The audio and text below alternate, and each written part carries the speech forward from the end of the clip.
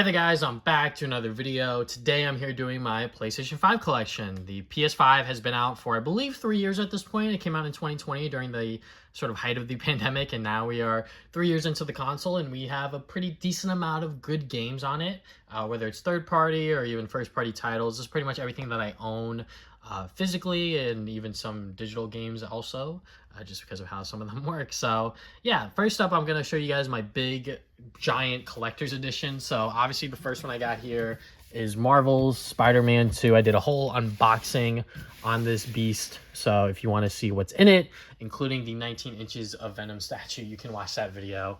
But yeah, I mean, I love Marvel's Spider-Man 2. This has to be my game of the year so far.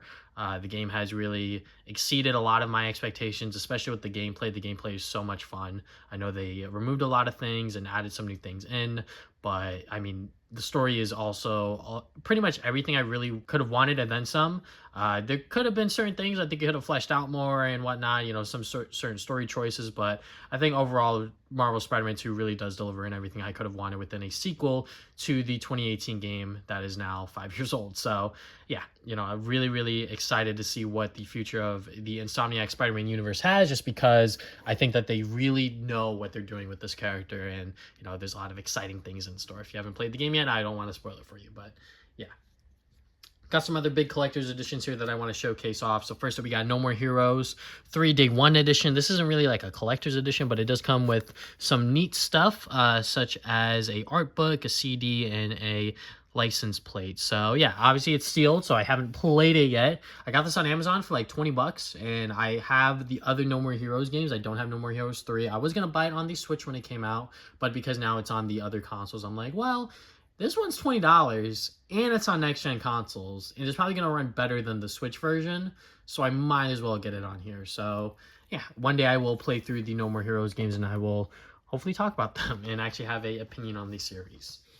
Next one we got here is the Ninja Turtles Cowabunga Collection, pretty much big collector's edition. It comes with a bunch of stuff, obviously the game, then you got some cool box art, some 3D acrylic stands, a poster, an art book as well, metal pins, and then 12 translucent plastic tournament fighter cards. So yeah, a lot of cool stuff in here. I haven't opened it just because I haven't had a reason to open it and really play it and check it out. I love the classic Ninja Turtles games, especially the ones that are on here, such as Turtles in Time, the original arcade game. You know, you got a bunch of classic Ninja Turtle stuff in here that I think a lot of people would love to try out, especially since a lot of these games on the retro resale market are pretty expensive. So if you want to play them for a pretty decent price, check out this collection, because I'm pretty sure the ports of them are pretty faithful. And even then, I feel like when people do complain about the ports, for the most part, I think for this one, it's a lot of like nitpick stuff, you know, kind of thing, because I haven't heard anything major about these ports from my knowledge. So I could be wrong, I hope I'm not, but yeah. All right, so now we will get into the regular games that I got in my collection. So just like with these collector's editions, I have some that are sealed, so I won't be able to talk about them as much. But let's take a look at Balan Wonderland, or Balan Wonderworld. I keep saying Wonderland versus Wonderworld, I don't know. But I got this at Target for like, I think $10 or something like that. But this was around when it came out, so it was like a pretty good deal. And I still want to check it out and do a video on it just for the fun of it. But yeah, this was a project made by one of the co-creators of Sonic the Hedgehog, and it turned out to be really bad. How bad, I have no idea. But in terms of like 3D platformers, it is like one of the worst from what I've heard. Anyway, so yeah. Got that.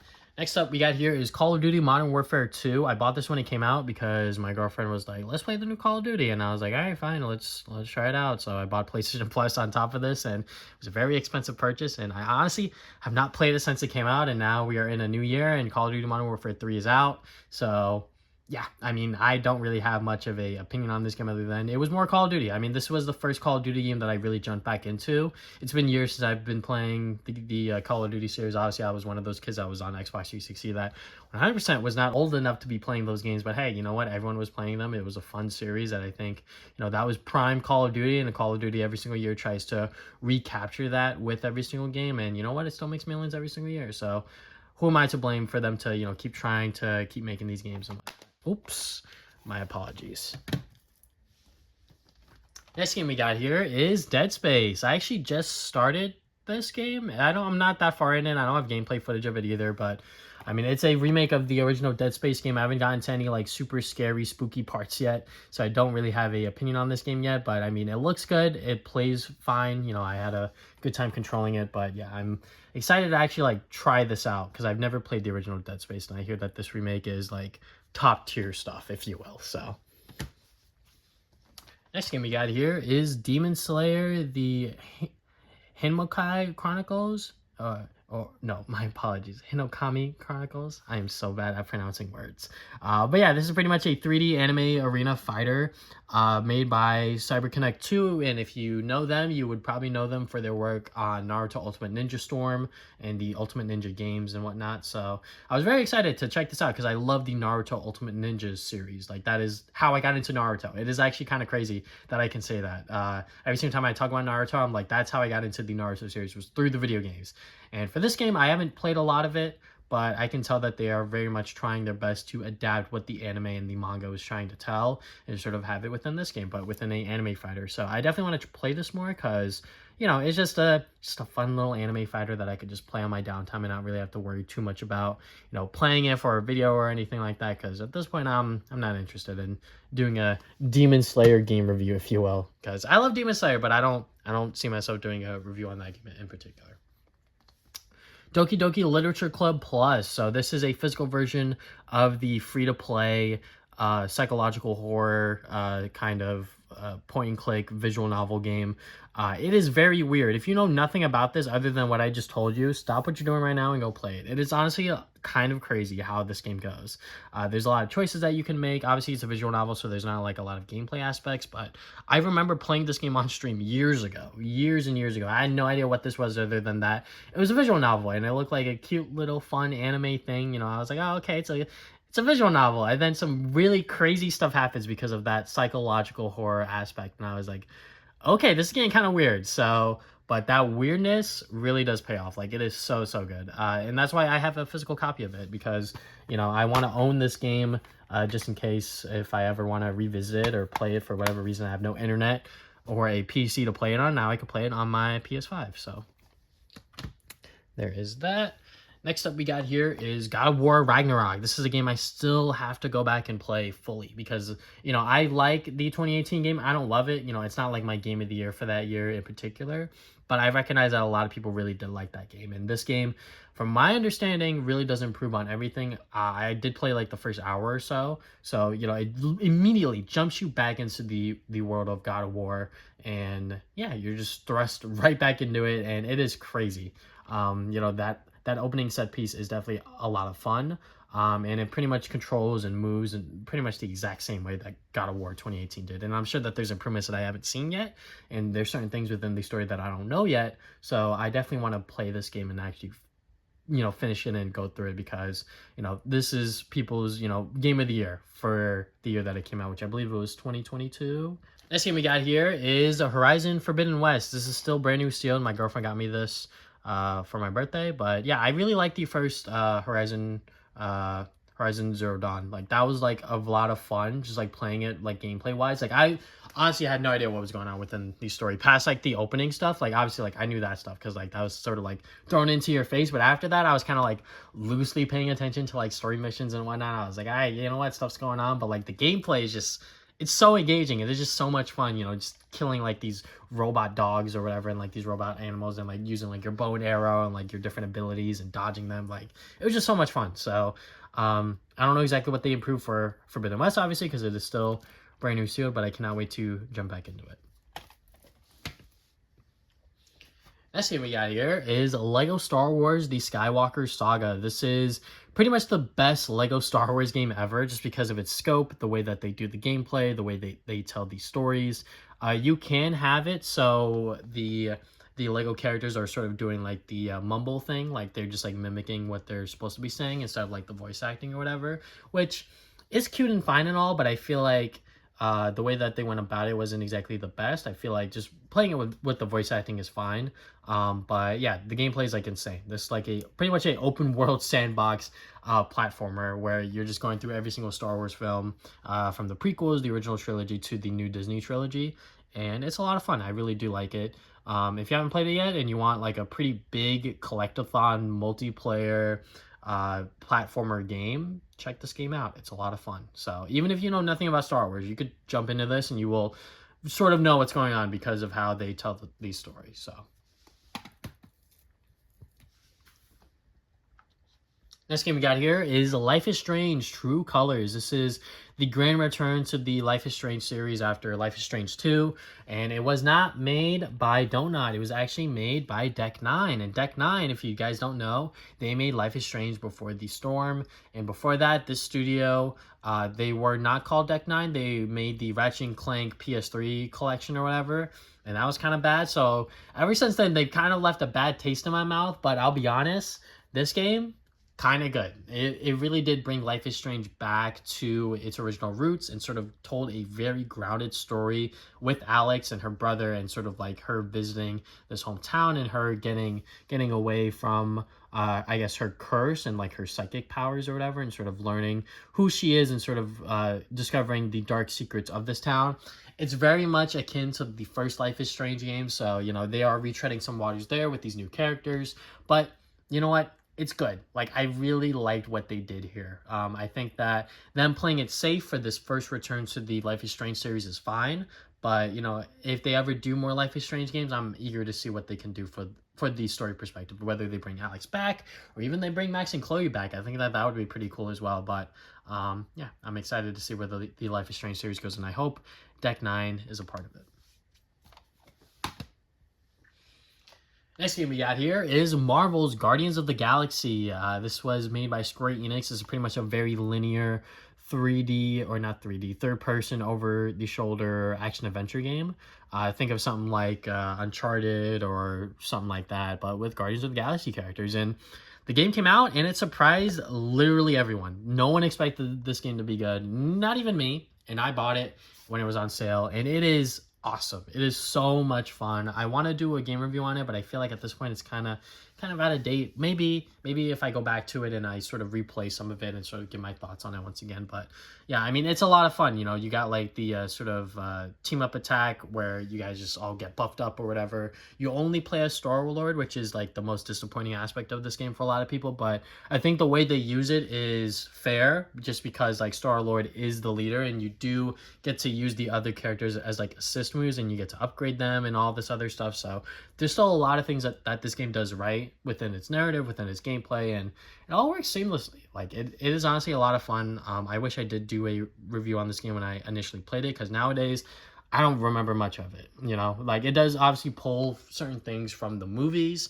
but it does tell a pretty much original Guardians of the Galaxy story, which I think a lot of people can appreciate. So if you haven't played this game yet and you like the Guardians of the Galaxy within the movies, check out this new version of the characters. You will not be disappointed. Next game I got here is Marvel Spider-Man Miles Morales. I obviously already talked about Marvel Spider-Man 2, but now we got to talk about the game that came before, which is Miles Morales. Now, you're wondering, why do I have the launch edition and then the ultimate launch edition? So, I pre-ordered this, and my PS5 came on launch day, but this didn't come on launch day. So, you know what I did? I went and I bought the launch edition so I could play this, and then I still have both copies in here. I probably could have sold this one or whatever and then just kept this code, but I'm like, well, I'm a collector, so I got both versions of Miles Morales, because why not? So I pretty much paid double for when this game came out. But anyways, Spider-Man Miles Morales is fantastic. I really like what they did with this sort of 1.5 game to give Miles a story of his own, to really focus on him and sort of what it means for him to become Spider-Man, because, you know, he's still learning under Peter Parker and he's still trying to figure out what that means for him to be Spider-Man, and sort of at this very young age, as he's still in high school and sort of battling with that sort of, school life balance and him being Spider-Man. And then, you know, you also have his old friend Finn coming back into his life and sort of how all that plays into the story and everything like that. But yeah, Miles Morales it's a great game. You know, it really does show Miles coming into his own, and sort of that story and that narrative was great, awesome, fantastic. I'd love to watch it. And also the gameplay, you know, it really does show you that Miles is about, you know, his not just his Venom powers, but also his cloaking and sort of how that plays into the stealth sections and everything like that. So, it is very much Spider-Man 1.5 with a Miles Morales centric story, but it does show the power of the PlayStation 5, such as going from one point of the map to the other instantly within the fast travel. Like, you literally get no loading screen. So, yeah, it's a lot of fun. I really do like what Insomniac Games were able to do with this game and sort of how they took the lessons from here and brought it into Marvel Spider-Man 2. This game we got here is Overcooked All You Can Eat. This is a game that I love to play with my girlfriend and just like with my friends in general. This is just such a fun party game. It is so chaotic, so wacky. And this version includes both games, Overcooked 1 and 2, and all of the DLC remastered. So yeah, if you never played Overcooked, just buy this one. It pretty much comes with everything. It is so much fun playing Overcooked, whether it's just with 2 people, 3 people, 4 people. It is a lot of fun. Even like the versus modes are always a blast. So yeah, if you have never played the Overcooked series and you want some, chaotic, fun party madness featuring you and your friends as like animals or weird looking people cooking up some food, this is the game for you. Next game we got here is PacMan World Repacked. It's still brand new sealed. I bought this when it came out because I love PacMan World as a series. It is one of my favorite 3D platforming series. I haven't finished PacMan World 3 to this day. When I got to it, it was much more like a beat 'em up instead of like a 3D platformer. So I was like, I don't really want to play this. I have it, I just haven't played it yet. Or should I say finished it. But I love PacMan World 2. PacMan World 1 is still charming. It is very much outdated, which is why the repack is very much necessary. It pretty much remasters the entire game for the next generation of consoles. I haven't tried it out yet, but I heard nothing but good things about it. I haven't heard anything bad about it. So, that's a good sign, obviously. So, can't wait to jump back into this one of these days. Next game we got here is Ratchet and Clank Rift Apart. As a person who loves the Ratchet and Clank series, I've been with the series since like 2009 or something like that. So having this game come out and sort of be like a sequel to Ratchet and Clank Into the Nexus, which came out in 2013, and then this game came out in 2021, it was like, okay, yeah, now we're due for another Ratchet and Clank adventure. And this one was great. Now you got Rivet, another Lombax that you sort of get to see as like another version of Ratchet, and then you also have Kit, who's also another version of Clank. So yeah, it is a lot of fun. And the things that they're able to do now because of the PlayStation 5, sort of like the rift dimensioning and sort of like going from one place to another near instantly is crazy. The gameplay is so much fun. Having both of these stories sort of go parallel with each other is very interesting. But yeah, I hope we get more Ratchet and Clank games. Not just because I love the series, but also I hope for Insomniac Games to take a break from Spider-Man. Take a break from all the superhero stuff. And, go back to one of their original OG babies, which is Ratchet and Clank. This game we got here is Sackboy: A Big Adventure. I bought this during the Best Buy sort of deal sale that they had going on. It was like 10 days. They had like every single game was going to be like $10, a new game every single day. One of the days was Gotham Knights, and I was going to buy that, but it dropped and it sold out instantly. But I managed to grab Sackboy: A Big Adventure. I believe this was the first game that they came out with for that sort of sale or whatever, but yeah, I didn't buy this when it came out just because I was waiting for it to be at a price like this where it was like $10 or $20, and I got this for 10. So I was like, all right, sweet, nice. But all I know is that this is a platformer of, just like Sackboy going on a little adventure. So yeah, I know nothing else about it other than that. It's actually not that bad, so. Next game we got here is Sonic Frontiers. This is a open world 3D Sonic adventure that honestly kind of surprised everyone. I think no one really expected the game to be as good as it was. I think that there obviously are still some people out there that really don't like what this game is trying to do. The pop-in is egregious. Sort of the open world is kind of empty and lonely. There's not a whole lot to do other than like these like floating rails and these floating platforms. There's obviously like a much better way to like organically introduce the open world 3D Sonic stuff, and the way that they did in Sonic Frontiers wasn't ideal, but I'd be lying if I said that I wasn't having fun. This game is so much fun. The way that they're able to do the open world mechanics and sort of have the sort of every single open world be slightly different. Obviously, you're still doing the same things such as collect the Chaos Emeralds and everything like that. But you know what? Sonic Frontiers is a lot of fun, and I cannot wait to see what Sonic Team does with this formula. I hope that they actually do advance the Sonic series with this sort of open world style of gameplay, because I feel like if they are able to polish it and sort of make it refined, and they're able to actually make it like good and not have like the pop and be like so crazy or whatever, I think that this could be like the best 3D Sonic sort of formula that we've had since the Boost stuff. So, you know, Sonic has been doing a lot of weird and interesting things for years and years and years now, and I feel like we finally have something that is kind of solid, kind of concrete, and I hope that Sonic Team is able to advance with it properly. Another Sonic game we got here is Sonic Superstars. Sonic Superstars recently just came out. I did a full video on it, full spoilers, but I will not talk about spoilers here. And yeah, it's a 3D Sonic game that tries to do a lot of new and interesting things, but sadly falls short in some of those regards. There are modes that you unlock after the main story mode that pretty much ruined the game for me, in my opinion. I feel like the other two modes that you unlock and the levels that are featured in there are just not good whatsoever. It just pads the game out to make you pay $60 for it, to sort of justify that $60 price point, which is crazy, because I'm just like, if this game came out and it was just story mode and they charged you like $30, I think that it would have been like a really solid like 7 out of 10 Sonic game, because, you know, the levels are fine within story mode, the bosses are fine within story mode. You know, there's nothing really sort of offensive about any of that stuff. It's just when you get to the mode that unlocks after story mode is finished, and the last mode where I'm just like, okay, yeah, like this is not good. But yeah, I mean, I think that Sonic Superstars has already, you know, received a lot of very mixed opinions from the community as a whole. But I think that, you know, if they wanted to do all of these new and interesting ideas with these characters and these sort of multiplayer modes, the multiplayer is straight up bad. Like, it is so crazy that the multiplayer just does not work functionally with just 2 players, by the way. Like, I was playing it with my girlfriend. It was just the 2 of us. It was so hard to play just because the camera just had no idea who to keep track of. If a player went forward or if a player went too far down, like, it would just pull them up, or the camera would follow them, and then it would just like ruin the experience. So, and it is so jarring going from this game to Mario Brothers Wonder and just being like, okay, yeah, like the multiplayer works here, what happened with Sonic Superstars? And yeah, that's pretty much it. Sonic Superstars tries to do a lot, but it sadly falls short on most of it. So